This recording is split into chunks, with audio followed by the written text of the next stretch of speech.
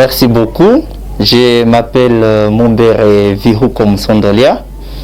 Je suis coordonnateur du mouvement international de la jeunesse d'Afrique, ici en ville de Butembo. Monsieur Vihukom, si nous sommes là, c'est juste pour des questions concernant la situation actuelle qui prévaut en ville de Butembo sur la maladie à coronavirus. Et savez-vous qu'il y a des cas nouveaux aussi jusqu'à ce jour? Oui, nous sommes au courant que la ville de Butembo est aussi parmi les villes du Nord Kivu. D'ailleurs, c'est la deuxième ville du Nord Kivu qui est vraiment touchée, qui enregistre aussi pas mal de cas, plusieurs cas. Après la ville de Goma, vient la ville de Butembo. Même si nous sommes à une dizaine de cas, mais nous sommes déjà en avance par rapport à Beni qui a notifié jusque-là, je crois, 2 cas depuis le début de cette épidémie en RDC. À réouverture des écoles, à Butembo, les SIECO avaient siégé et ils ont fait la grève.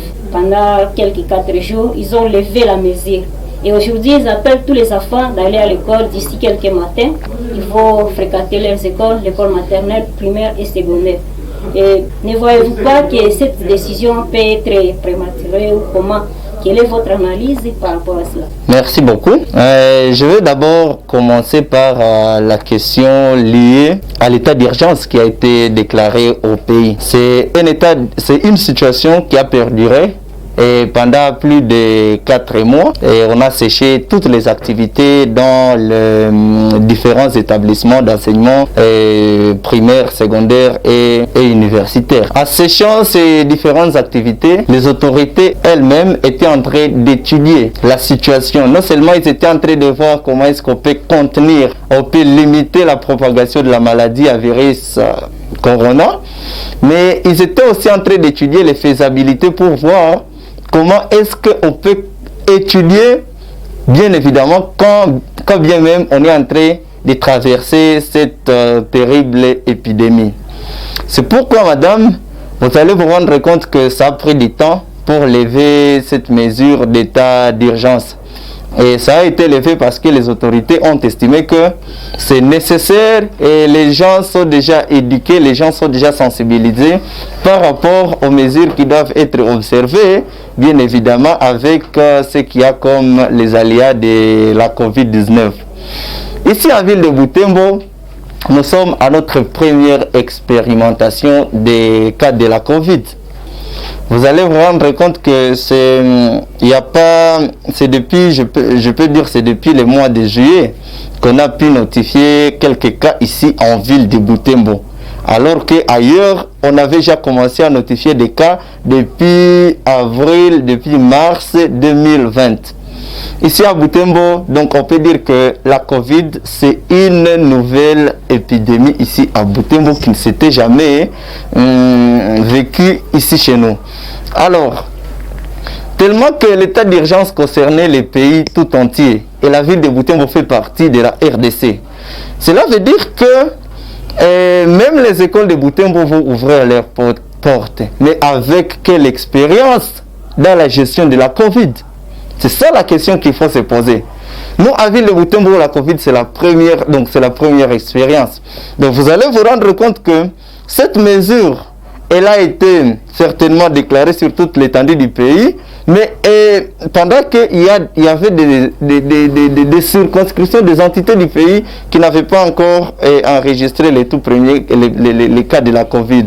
Donc ça présente un danger pour les enfants qui n'ont pas encore expérimenté cette situation et pour nous tous qui n'avons pas encore expérimenté la situation de la Covid. C'est pourquoi moi je pense que cette mesure de SIECO, elle est d'une part bonne et de l'autre part mauvaise. Je dirais que d'une part elle est bonne parce qu'elle va permettre à ce que les élèves puissent vaquer à leurs occupations scolaires. Et d'autre part, je dis qu'elle est mauvaise parce que la SIECO jusque-là ne nous a pas encore dit son implication par rapport à la sensibilisation contre la Covid. Est-ce que les SIECO s'est déjà rassuré réellement que tous les enseignants impliqués dans les disons dans l'enseignement supérieur, disons primaire, secondaire et universitaire, ont déjà un bagage suffisant pour expliquer aux enfants comment est-ce qu'il faut se protéger. Je pense à ce niveau-là que ça pose un petit souci. Je dirais, et les SIECO pour mon cas, je dirais qu'il faudrait qu'ils s'impliquent également dans la sensibilisation contre la Covid, dire aux enseignants ce qu'il faut faire réellement, parce que au moins les SIECO est plus attendu que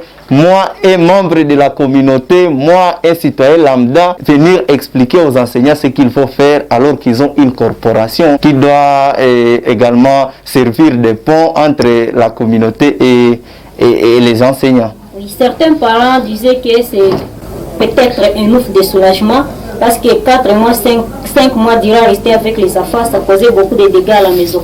Parce que vous pouvez soutenir aussi cette même idée avec les parents. Oui, c'est un ouf de soulagement pour eux certainement parce que l'éducation, elle est complémentaire. Non seulement les enseignants, les parents dispensent l'éducation à leur niveau, mais aussi et surtout l'école dispense l'éducation à son niveau. Et vous allez vous rendre compte que les enfants ont beaucoup plus le temps de loisirs à l'école, beaucoup plus à l'école qu'à la maison. C'est pourquoi les parents dire cela, c'est vraiment très capital. C'est fondé, c'est un ouf de soulagement pour eux. La question perdure. Est-ce que les parents se sont donné corps et âme pour dire aux enfants que non, attention, il faut faire ceci, il faut porter les cache-nez, il faut vous moucher à partir de votre coude, il faut observer une distanciation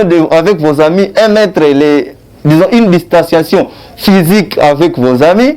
Est-ce que les parents ont eu le temps d'expliquer à leurs enfants tout cela? Je vous dirais, madame, vous allez vous rendre compte que la plupart des parents ont passé leur temps avec leurs enfants en train de dire à leurs enfants du n'importe quoi pendant qu'on avait une situation de la Covid qui nécessite l'implication de tout le monde. Moi, à mon niveau, je pense que les parents devraient dire à leurs enfants, ils doivent dire d'ailleurs à leurs enfants que non, écoutez, mon enfant, ma fille, mon fils, il faut aller à l'école, mais sache que la Covid est là.